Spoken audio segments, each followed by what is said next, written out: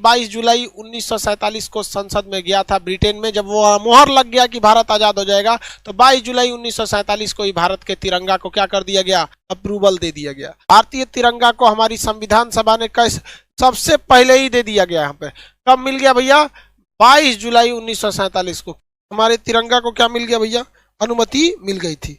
इस दिन संविधान में क्या, ब्रिटेन में क्या हुआ था भैया, तय हो गया कि भाई भारत की आजादी अब फिक्स है, तो हमारा तिरंगा हो गया।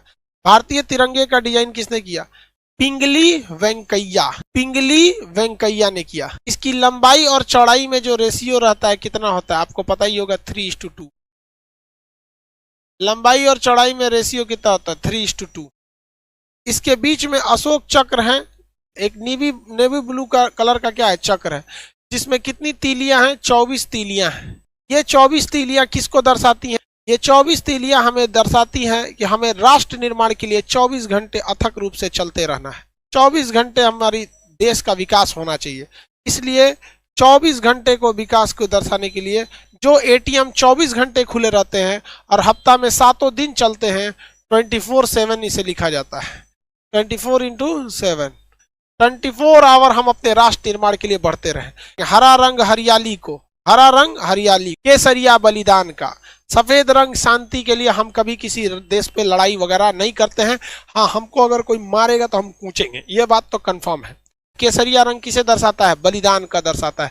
कुछ लोग कहते हैं केसरिया नहीं होगा, कुछ लोग कहेंगे हरा नहीं होगा। अरे हमारा देश का तिरंगा सबसे बेहतर है। हरा क्या हरियाली कोई मिटा सकता है, केसरिया के आसमान और सूरज के रंग को कोई बदला जा सकता है, नहीं। तो देखिए हमारा जो है बलिदान का, केसरिया एक्चुअली किस चीज के लिए, बलिदान के लिए है। हरा रंग किसके लिए, हरियाली के लिए। हमारा देश हरा भरा है भाई, मेरे देश की धरती। इसमें गलती कैसे कर देता है लड़का सब। हम बचपन में छोटे थे तो तिरंगा बनाना था ना, तो हमने गलती से क्या किया, केसरिया को नीचे कलर कर दिया, ग्रीन को ऊपर कलर कर दिया। अब छोटे बच्चे हम लोग थे, 4-5 में पढ़ते थे, तो टीचर हमको समझाएं कि देखो बाबू ऐसा गलती नहीं करना। हम कहें कि सर हमारे दिमाग से उतर जाता है कि केसरिया ऊपर रहेगा, ग्रीन। तो हमको बड़ा प्यार से समझाए, देखो बाबू हरियाली जो होती है वो कभी ऊपर हरियाली थोड़ी होती है आसमान में। हरियाली जब भी आएगी तो नीचे रहती है, जमीन पे हरियाली रहती है। हाँ सर, इसका मतलब हरा नीचे रहेगा। और सूरज का रंग केसरिया होता है, वो कहाँ जमीन पर रहेगा, नहीं तो ऊपर रहेगा। तो छोटे बच्चों को ऐसे ही समझाया जाता था, हमने गलती कर दिया था। हमारा झंडा रूल के हिसाब से आप सूरज निकलने से पहले अंधेरे में झंडा नहीं लहराएंगे। सूरज निकलने से पहले अंधेरे में झंडा नहीं लहराएंगे। यानी जब भी झंडा लहराना है तो जब सूरज निकल जाए तो सूर्योदय की रोशनी में, सूर्य की रोशनी में हमारी झंडा का तोलन होना चाहिए, फ्लैग होस्टिंग एकदम। और जब सूरज ढलने लगे तो हमारी झंडा का अपमान न हो, अंधेरे में हमारी झंडा को कोई देख न सके, हमारे वीरों के बलिदान को, हमारी मिट्टी की हरियाली को जब कोई देख न सके, तो हम लोग को झंडा क्या कर लिया जाता है, सूर्यास्त के बाद उतार लेना चाहिए। झंडा में नियम है कि जब भी कोई व्यक्ति झंडा में लेके आगे चलेगा आंदोलन वगैरह में, तो दाहिनी हाथ उसका ऊपर रहना चाहिए और बायां हाथ उसका नीचे रहना चाहिए। इस तरह से वो फ्लैग मार्च को लेकर चलेगा। यहाँ पे झंडा को इस तरह से, ये नहीं कि दाहिना हाथ कहाँ रहना चाहिए, ऊपर रहना चाहिए, राइट हैंड इस तरह से लेके वो मार्च करके चलेगा। अब जैसे मान के चलिए कि अगर सैनिक हैं, अगर हमारे देश के सैनिक हैं, तो सैनिक को परेड वगैरह लंबी दूर तक नहीं रहना। अब मान के चले किसी को आंदोलन करके लेके जाना है झंडा, तो उसे क्या करना है, अपनी गाड़ी पर झंडा सबसे ऊंचा रहना चाहिए। अगर आप किसी धार्मिक झंडे को इस झंडे के साथ लगाना चाहते हैं या भारत में रहकर किसी अन्य देश का झंडा लगाना चाहते हैं, तो कोई भी झंडा भारत के झंडा से ऊपर नहीं हो सकता। जैसे मान के चलिए किसी को अपना केसरिया झंडा लगाना है, किसी को हरा, किसी को लाल, किसी को गुलाबी, किसी को कुछ भी, तो वो इस झंडे से नीचे रहना चाहिए।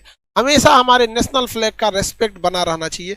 हमारे झंडे से ऊपर किसी का झंडा नहीं रहना चाहिए, किसी को कोई दिक्कत नहीं।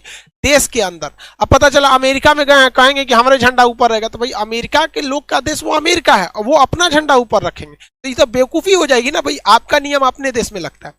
अब एक चीज और ध्यान दीजिएगा, मान के चलिए रूस के राष्ट्रपति व्लादिमीर पुतिन भारत में आए, तो व्लादिमीर पुतिन जब भारत आते हैं तो बताइए उनके सामने उनका झंडा नीचे रखेंगे, हमारा झंडा ऊपर हो जाएगा, तो भाई उनको भी तो खराब लगेगा। हर व्यक्ति को तो अपना देश प्यारा होता है। तो जब कई सारे झंडे एक साथ लगे हों तो भारत का झंडा उस झंडे के दाहिने साइड रहना चाहिए। किस कहाँ रहना चाहिए, दाहिने साइड। मान के चलिए रूस अभी हमारा मित्र है, तो हमारा अपने मित्र को तो हम भी निराश नहीं ना करेंगे। नेशनल भाई सबके लिए इक्वलिटी की बात है। तो जब कभी भी आप अपने देश में किसी दूसरे के झंडे को बराबरी रखते हैं, जैसे कोई भी देश, अब पाकिस्तान वालों की बात नहीं कर, भारत वाले, रूस वगैरह की बात, तो हमें क्या करना है, उसको राइट साइड में रखना है। अपने झंडे को कहाँ रखना है, राइट साइड में।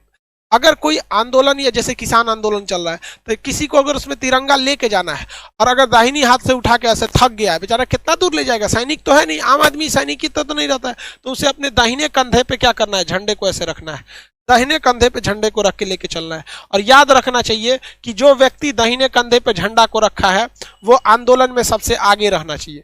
आंदोलन में क्या रहना चाहिए, सबसे आगे रहना चाहिए।